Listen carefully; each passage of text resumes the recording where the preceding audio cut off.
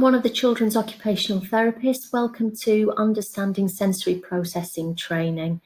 We're going to split the training into 3 separate parts, and this first part will be about the theory, just a basic understanding around some theory, and then part 2 will be around the Just Right program, where we are, that's what we call it. In your area, it may be known as the Alert program or How Does Your Engine Run? And then the third part is around how we could embed that and give you some strategies and activities that you can embed in your child's daily life. So what is sensory integration? Basically, our bodies, our central nervous system are taking in sensory information all the time. We do this subconsciously. We don't have to think about it. And we can have very different responses to sensory information. So we can have a cognitive response, that might be a thought. We can have an emotional response, something that is just coming out in us naturally.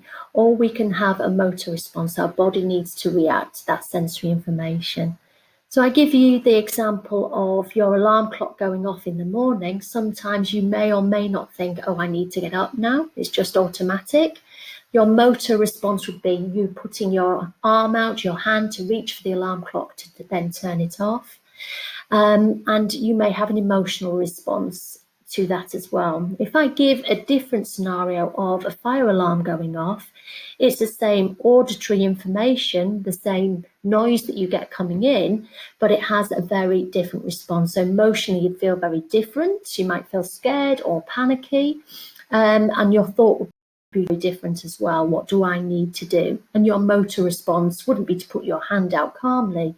Your motor response would look very different. So the same kind of sensory information going in, but your brains are like mini computers and giving meaning to that sensory information. Where have I experienced that before? What do I need to do to respond to that appropriately? It's important to point out that there may not be anything awry with any of the particular senses. So, for example, your sight might be absolutely fine, your hearing is fine, but it's actually in the processing. So if you think of yourself like a little computer, it's in the central processing unit where things are going a little bit awry. So we're taking in sensory information all the time and responding to that. We're using this developmental model known as the pyramid of learning just to demonstrate really the different sensory systems. And you can see they're at this foundational level here. So most of us will have heard of the tactile sense, so that's our sense of touch. And we have 2 main sensory touch systems. One is our exploratory touch system. If you think about your child, your infant, when they were younger, everything was going in their mouth. So they're learning about their own bodies, they're learning about their environment, objects, things that they can pick up through the sense of touch. And that's a really important developmental milestone. And then we also have the other tactile sense, and that's our protective sense. So if we put our hand out on a hot radiator, that's our way of keeping ourselves safe. So our response would be that motor response to recoil our arm, take our arm away so we're safe. So 2 very important systems in the touch system there. Lesser known one, you may be less familiar with it, is proprioception. Basically, that means how we take in information about where our body is in space. So the receptors are in our muscles and joints. They let us know how to move around. They let us know about tension in our muscles. And they're a really foundational part of development as well. And then along the bottom as well, we have vestibular. So that's how we take in movement. That lets us know when we're in a lift, for example, whether we're going up and whether we're going down, whether we're going forwards, backwards, acceleration, slowing down, all without any other sense. Our body is letting us know where we are. And proprioception and vestibular work really, really closely together. Vestibular, if you think about it, that's happening right from dot. So these foundational levels are happening right from the very beginning. And if you think about baby in the womb, they're getting lots of vestibular feedback. As mum is moving around, you're getting that rocking sensation, as well as the proprioception while we're in the womb as well. The one that is more recent years has been research is interoception, and that's really, really important. We're hearing a lot more about how that can impact on how we function daily. Interoception is the receptors that let us know about what's going on internally. And this is really important for things like hunger and thirst. It lets us know when we need to go to the loo.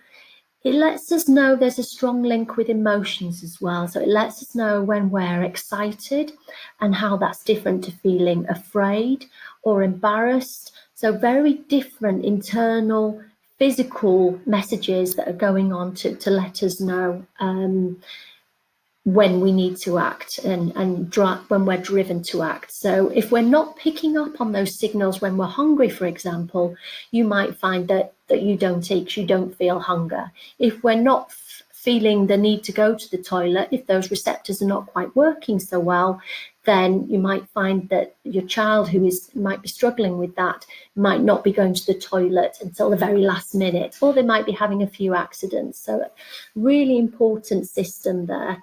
And we'll talk a little bit about that later on in terms of strategies. The other thing about interoception is, as I said before, it links with emotions. So sometimes having that sense of danger can be affected by those poor signals.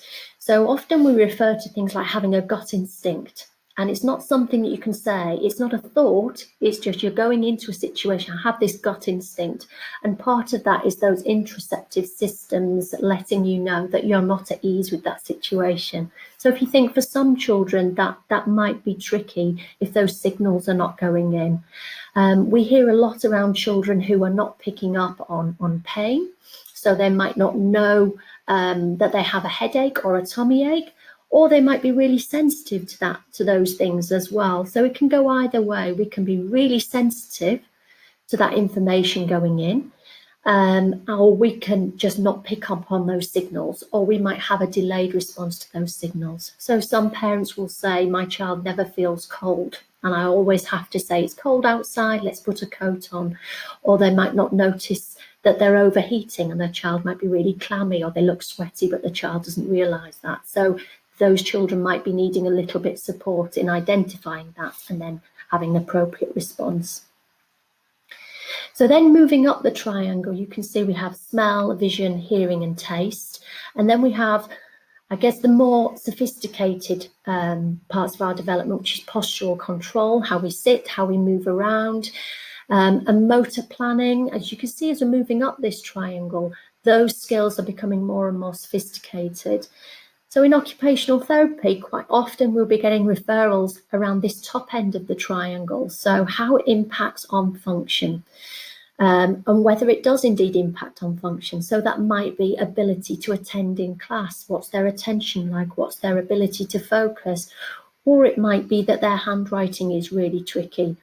And for some children, it may or may not have some link with some deficits in these lower levels, these foundational levels. So it might be something that's going on with the touch system that's then having an impact on how they function, say, for example, in their self-care skills. How are they doing with cutlery, or how they're doing with handwriting?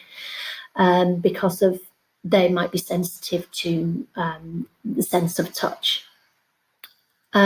It's not to say that if we do have these difficulties at the lower level, that will automatically be a functional difficulty. So that's important to point out. So lots of children with tactile difficulties may function absolutely really well. They might have their own strategies. So that tactile difficulty doesn't go away, but they're actually functioning really well.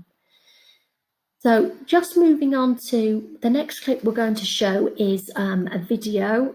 Have a look at the video, and while you're watching it, have a think about the postural control, how the person on the ball is moving around on the ball, where their attention is when they're doing the activity, the emotions that they may be feeling, and then we'll link back after the video and see what your thoughts are.